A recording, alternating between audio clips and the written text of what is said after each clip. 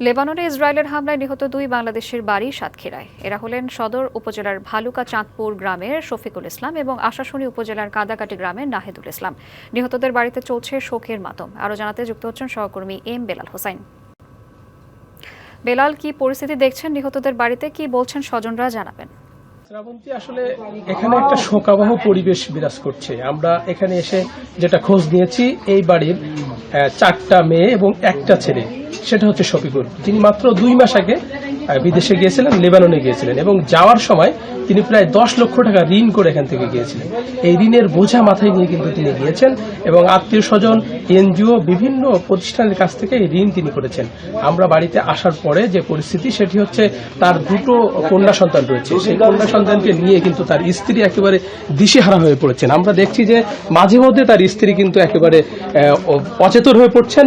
তার যে বৃদ্ধা পিতামাতা রয়েছে, তারা দুজন খুবই অসুস্থ মানুষ। তারা কিন্তু আসলে মাঝে মধ্যে কথাই বলতে পারছেন না, বাকরুদ্ধ হয়ে পড়ছেন। আমরা আসলে বাড়ির যে পরিস্থিতি বা পরিবেশ, তাদের আসলে অবর্ণনীয় একেবারে ভূমিকায় রয়েছে। এখন এখানে যে মানুষের যে মর্মান্তিক মানবিকতার যে বিষয়টা, এটি কিছুক্ষণ আগে সাতক্ষীরা সদর উপজেলা ইউনো সাহেব, সদর উপজেলা নির্বাহী অফিসার এখানে এসেছিলেন। তিনি কিন্তু প্রতিশ্রুতি দিয়েছেন এই পরিবারটির পাশে থাকবেন এবং এই পরিবারটির কিন্তু দাবি যেটি, সেটি হচ্ছে লাশটি দ্রুত দেশে আনা হোক এবং এই যে ঋণগ্রস্ত যে পরিবারটির পাশে দাঁড়ানোর দাবি। আমরা একটু যুক্ত করতে চাই যে নিহতের যে স্ত্রী রয়েছেন, স্ত্রীকে আপনি জানাবেন আপনার সাথে সর্বশেষ কখন আপনার স্বামীর কথা হয়েছিল?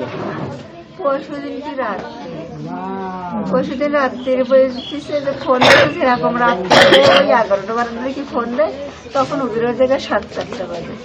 এর ফোন দিলে বলতেছে যে বলতে ভালো আছো, তো বলতে গিয়ে ভালো কি বলতেছে, বলতে এক্ষুনি ডিউটি করে আসলাম, হইতেছে রান্না করবো আর লুডুস টুডুস এসে একটু রান্না করে, সব হিটা হুটা থাকে। ওদের মালিকটা ভালো ছিল খুব, জিনিসপত্র হিটা সেটা দেয়, সবকিছু দেয়। দেখে রাতে কথা বলে শুয়েছি, সকালবেলার থেকে ওনার সাথে আর কোনো যোগাযোগ নেই, কথা নেই। এর ওই জায়গার থেকে একজন ভাই যারা নিয়ে গেল ওনার সাথে করে ঝাঁকের দ্বারাই গেছে। ঈদ আসবে, সাথে ক্যাশব্যাকও আসবে। নিজের বা প্রিয়জনের জন্য কেনাকাটায় এবারও নগদ পেমেন্টে পাচ্ছেন দারুণ ক্যাশব্যাক। তাই যাই কিনুন, পেমেন্ট করুন নগদে। সে ভাই আমার ফোন দিয়ে বলতিস কি, দুলা ভাই আজকে ফোন দিস না, কথা হয়েছে না? আর রাতে কথা হয়েছে, দিনই মানে তো কথা হয়নি। কেন ভাই, তোমার সাথে কথা হয়নি? বলতে কি আমার সাথে রাতে কথা হয়েছে, সারাদিন কথা হয়নি। ওরা এক জায়গায় যে 10 জন ছিল, কারোর সাথে যোগাযোগ পাতে নেই, সবগুলির ফোন নেট বন্ধ। রাত্রি রোগীর পাশে বোম পুড়িছে, কেটে কি হয়েছে তাই বলতে পারতেছি না। তা আমি কোনটায় যাচ্তেছি, আমি তো বলতে ভাই বলতে তুমি আগে যাও, কি হয়েছে আমার আগে জানাও। যেই দেখে কি কইতেছে যে এ জায়গায় কিচ্ছু নেই, সব বিল্ডিং পড়িয়েছে, মালিকের বিল্ডিং সব ভেঙেছে, কিচ্ছু নেই, সব সাদা হয়ে গেছে। বলতে আমি হাসপাতালে যাবো, তুমি আমার একটা দুলাভার ছবি, পাসপোর্টের কপি টপি দাও, আমি হাসপাতালে যাবো। যেই 3টি লাশ রয়েছে, আমার স্বামী আর ওই যে কাদাকাটি নাহিদ, যে দুজন একসাথে গেছে, আর ওখানে একজনের রয়েছে, আর 7 জন একেবারে পুরি বসে।